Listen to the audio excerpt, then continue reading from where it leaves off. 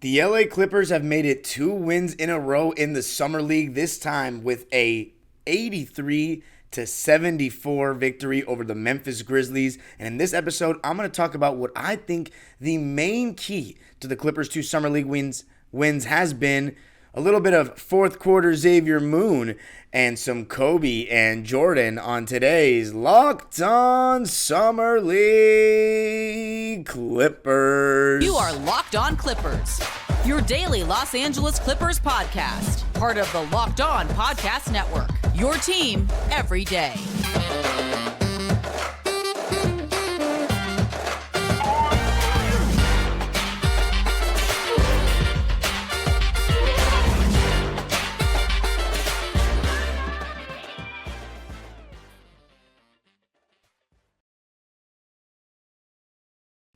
Yes, sir. You are locking in with the Clips. Thank you for making Locked On Clippers the first listen of your day, your team every day. I'm your host, Darian Vaziri, going into my 19th season as a Clipper fan thus far, born and raised in LA. You can also follow me on Twitter and Instagram at DimeDropperPod and subscribe to my own YouTube channel, Dime Dropper, for even more LA Clipper, LA Sports, NBA history content.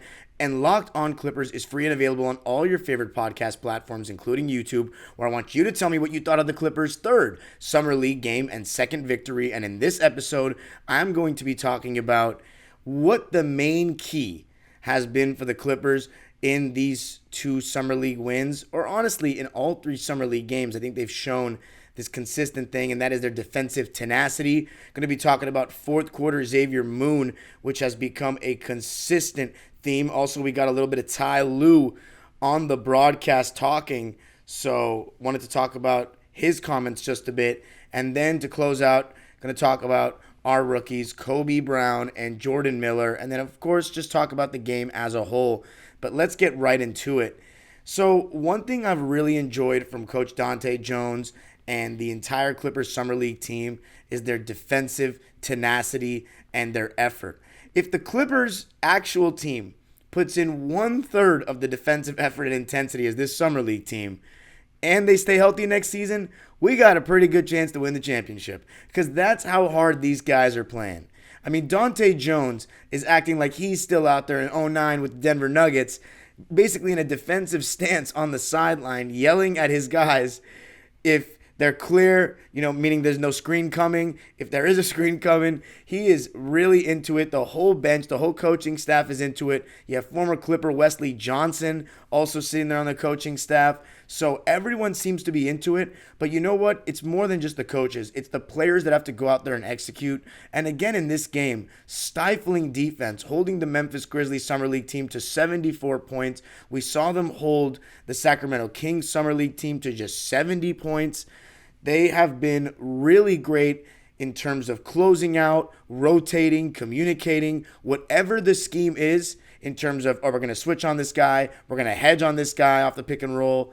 They seem to be locked in knowing their coverages, knowing when they're switching, and being alert and not making anything easy from an individual perspective. So I think as a team, they're doing their thing, and as individuals, they are doing their thing. And in this game, we didn't even have Moussa Diabate. That sucks that we don't have Moussa out with the contusion, and getting injured in Summer League. Hopefully it's not too serious, and we'll see him by the start of the preseason. I think it will be fine. But Bryson Williams started in place of Moussa, and he was pretty good. I mean, he's athletic. He's going to play hard. He only played 18 minutes, though. So he went smaller for the majority of the game. We saw a little bit of Kobe Brown damn near playing the 5 in moments. And to be honest, he held his own. And in the beginning of the game, one of the big problems for us was Kenneth Lofton Jr., who's actually a member of the Memphis Grizzlies team. And man, it looked like we were playing against a worse version of Zion. He was running people over, so much so that he had 3 offensive fouls in the game. And at least 3. It may have been 4, but I remember 3 off the top of my head.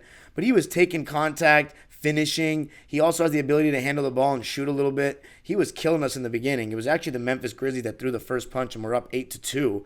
But then we bounced back really well, started locking in on defense, led by 7, 26-19 after one. And just to let you know how low scoring it could be for certain stretches, in the second quarter, the Grizzlies scored 16 points, and we only scored 15 points. So very low scoring. And again, the Clipper offense in the third quarter wasn't great either. Only 16 points there as well. So a combined 31 points for the Clippers between the second and third quarter. The Grizzlies outscored us 21-16 in the third, but in the fourth quarter, the Clippers outscored Memphis 26-18 to win the game by 9, 83-74. So they were up one, or we were up one going into the fourth, outscored the Grizz by 8 in the fourth, won the game by 9. And again, before I talk about anybody individually, I really think that our defense just overall has been the key. We've been switching very solidly. The wing and guard screens have been no problem. We've got versatile defenders like Jason Preston, who's able, he's a bigger guard, so he's capable of guarding slightly bigger players as well. Xavier Moon, who looks small on TV, but he is strong. He's ready to get physical, great laterally, takes hits right to the chest, and he has been a pest defensively for the Clippers as well. And then Kobe Brown and Jordan Miller, I'm obviously going to talk about them in more depth as the episode continues, but I really like when they switch guarding men, and it's no problem. No drop-off at all. Obviously, they're both around 6'6", 6'7", so it's not a big, even though their builds are different. Kobe Brown is much, bulkier, stronger, and Jordan Miller is more of that Amir Coffey kind of build where he is longer, more, gangly, lengthy kind of guy. So that's how I describe it.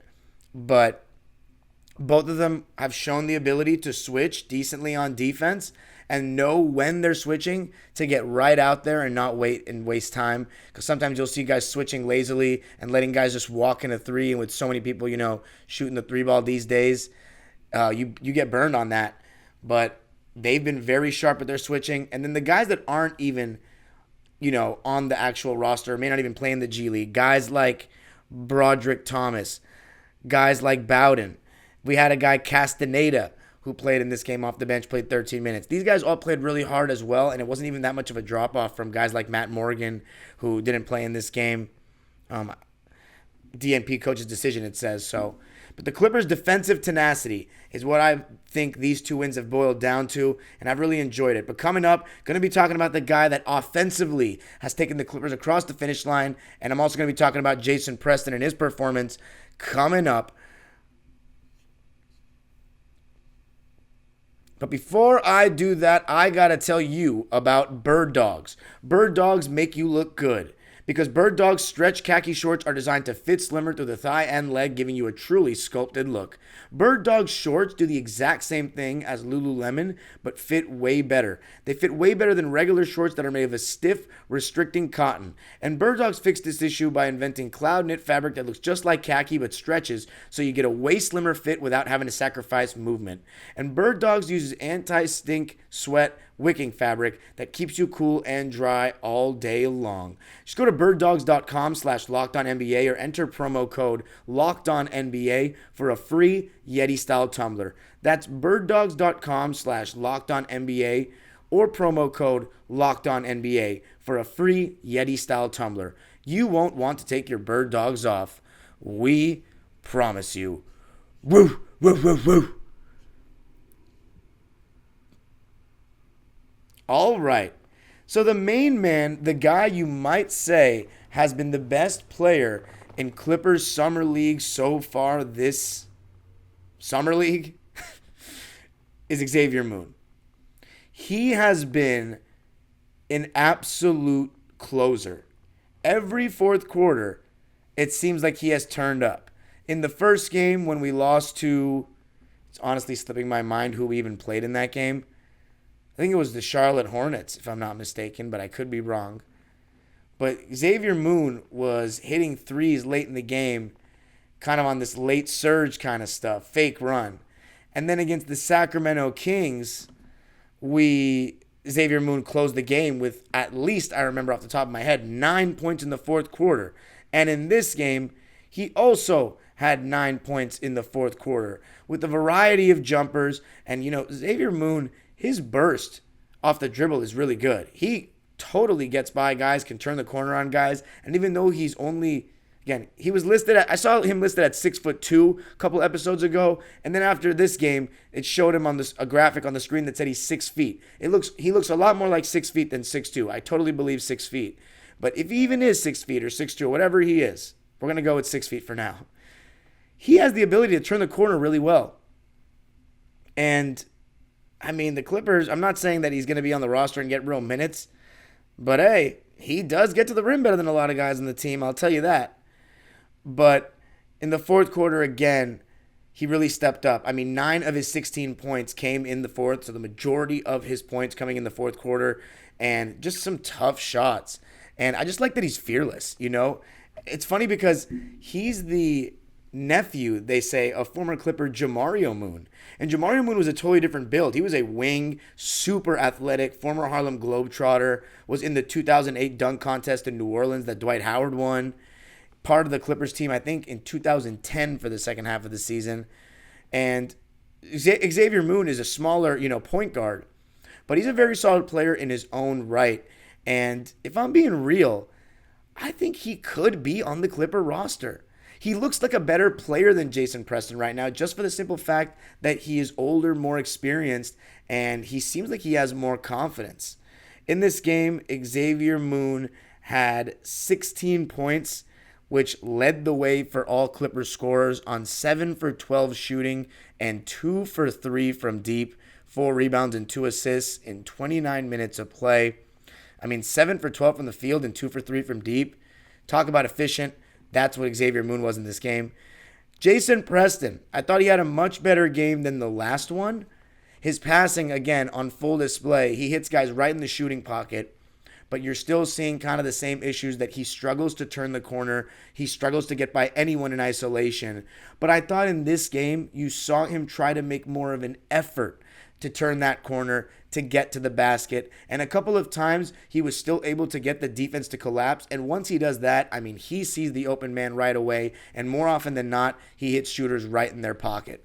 And Jason Preston was able to do a little bit of that. And one thing I also like about Preston that I don't think I've mentioned so far on these podcasts, he is a very solid off-ball mover for a point guard, or just in general. He flashes to open space when he sees it.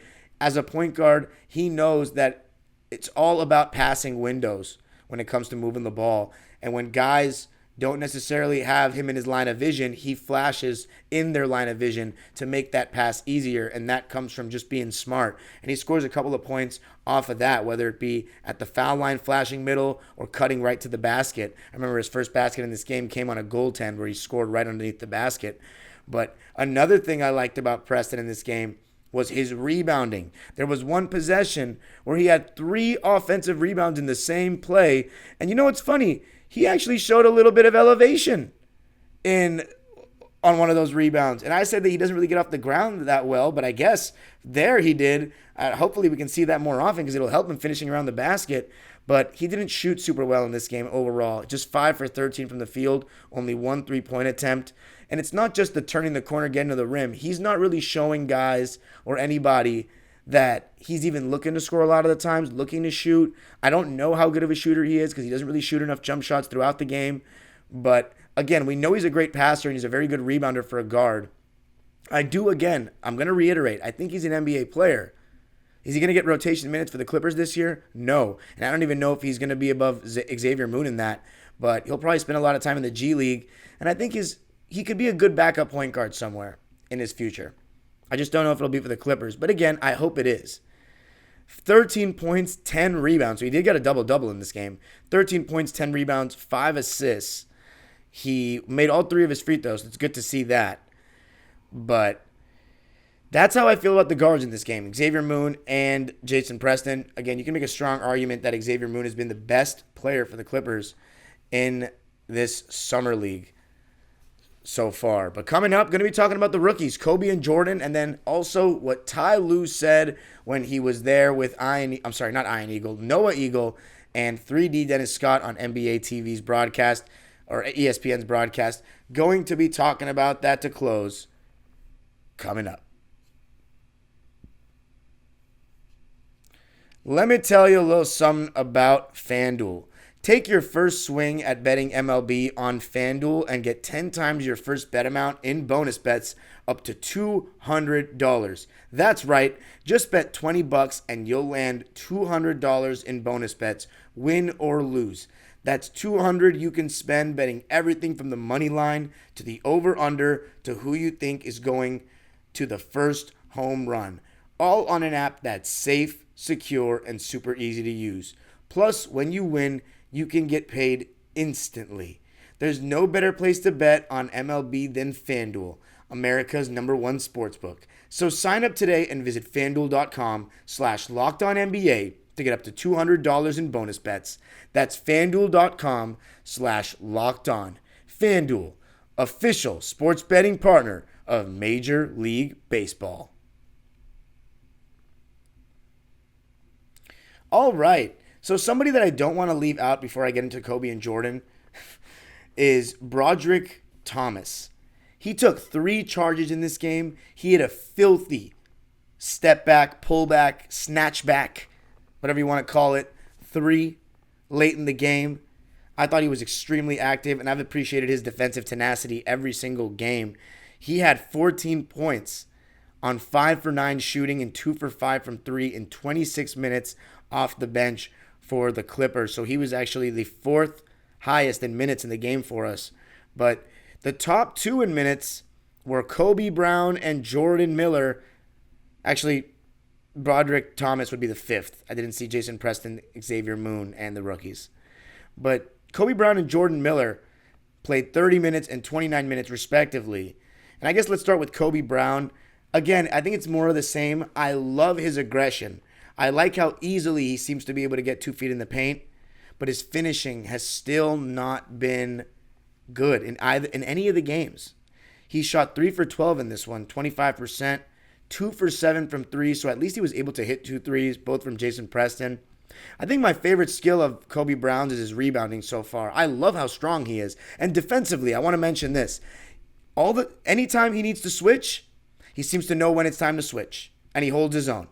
When it's time to play the pick and roll straight up and just get over the screen, he does that. He seems to know the scheme. He seems to be disciplined defensively, and that matters. And that's part of why we're winning as well. And when guys try to go at his body, I mean, he's a brick wall. So I really like what I'm actually seeing from him defensively and on the glass. It's his offense that's lacking a little bit, mainly the shooting, but I actually think that can be worked on. I think he has some really really good qualities that you can't fully teach. He's super, super strong. And he just kind of knows what he's doing. I don't have a problem with his decisions at all. And that's important as well. But it's just, I'm thinking of, can he play this season for the Clippers? He's being used as a small ball 5 sometimes, and a lot of times at the 4. And it looks like he actually has a good enough burst that he can offer secondary rim protection at times. There was one time Dante Jones challenged a call. It was a verticality kind of questionable call. And Kobe Brown, he got up pretty high contesting that shot at the rim. So it gave me hope that obviously, the NBA guy's going to be bigger and more athletic. But it gives me hope that maybe he can be a guy that can play some minutes at the 4. But that would have to be major injuries, major load management, whatever it may be. Because he's not going to be in the regular rotation for the Clippers. Even though I'm enjoying what I'm seeing from him. In this game, 12 points, 10 rebounds. So a double-double. 3 for 12 from the field, 2 for 7 from 3. One big thing, though, a positive, 4 for 4 from the foul line. He's been struggling from the line a bit. Let's talk about Jordan Miller, who only shot 6 times. Made all his 2s, missed all his 3s. 7 points and 3 assists, 1 free throw and made it. Jordan Miller, I really think of him as another kind of Amir Coffey. I like his defense, just like Kobe Brown. He knows when it's time to switch. He knows when it's time to play the pick and roll straight up. He has defensive discipline. I like his length, his athleticism, his closeout speed. He's moving his feet really well whenever he's getting tested defensively. It's his offense that just seems a little bit below NBA quality right now. His shot does not impress me. He does kind of get to the rim, but his finishing around the basket has been whatever. In this game, it was pretty good. I think he has the right place, right time thing about him. Athletically, he's a great guy to give the ball to because it takes a couple of strides. He can be right to the rim. But he's a work in progress as well. I think he's going to spend a lot of time in the G League, as I said. I like his defense. I think there's some real things there. Just got to work on his shooting, and I think, honestly, that's the easiest thing to improve for me, in my opinion. Maybe it's different for certain guys, but I really think it is. You just get a lot of hours in, and I know it's different when the bright lights turn on, but I really think that's something, jump shooting, especially catch and shooting, that can be practiced so much, especially as an NBA player. You have all these resources and the access to everything. I think you can get a lot of shots up and improve. We've seen so many guys do it, and I think they can. The both of them can do it. But 7 points, no rebounds for Jordan Miller. 3 assists on 3 for 6 shooting. So decent performances by the Rooks. It is important that we got the W. But now I want to talk about some things that Ty Lue said. It wasn't anything crazy, no like breaking news or anything like that. Nothing about James Harden or anything of that nature. But he was just kind of talking about how tough it's been for the team to have Paul and Kawhi injured so much. And, you know, he was emphasizing that in the playoffs, it's never load management in the playoffs. These guys are going to try to do everything they can to play. They're never going to sit out playoff games. And you know what? One thing I did find funny that he said was, that's why you load manage to get to that point. So you're saying we load manage just so we, you know, like you load manage to stay healthy for the playoffs, but we weren't even that. So what are we load managing for? But that's a conversation for another day. A conversation I've had way too much. But, you know, Ty Lue, I still really like the guy. I still want the best for the team and for him because they're both, you know, that's the two are intertwined. But let's see how it happens, right? He was talking about how Paul George, Terrence Mann, Amir Coffey have been really good to these Summer League guys, always around, always lending an ear, a helping hand. And that's great to hear. You know, the Clipper culture definitely has changed in the Steve Ballmer era. There's no doubt about that. And I also want to say to Noah Eagle, who was the radio announcer for the Clippers these last couple of years when Brian Seaman has taken over for Ralph Lawler on TV, done a great job. Obviously the son of the voice of the Nets for many years, Ian Eagle. And it was kind of cool seeing him doing a nationally televised broadcast. But it's funny, I was even watching it with my dad, and within 2 minutes, he was like, are these the Clipper announcers? And I was like, it's supposed to be neutral, but that's Noah, and he worked for us. And, you know, between Ty Lue being on the broadcast and the Clippers, when Ty Lue was sitting in the chair with these guys, they hadn't allowed a point. We were up by 11. That was our biggest lead of the game. We hadn't allowed a point when Ty Lue was on the broadcast. And Noah Eagle was kind of acting excited about that. He was like, we need to get Ty back. That was definitely showing some pro-Clipper announcing on the telecast, but I'll take it all day long. You can follow me on Twitter and Instagram at DimeDropperPod. Subscribe to my own YouTube channel, Dime Dropper, for even more LA Clipper, LA sports, NBA history, and NBA content. And, of course, subscribe to Locked On Clippers. Hit the notification bell so you know every single time we post a video. We are trying to get to the moon. 4,000 subscribers is the next goal. So make sure you tell all fellow Clipper fans about Locked On Clippers, the only 5-day-a-week Clipper podcast. The age-old proverb continues. Go Clippers.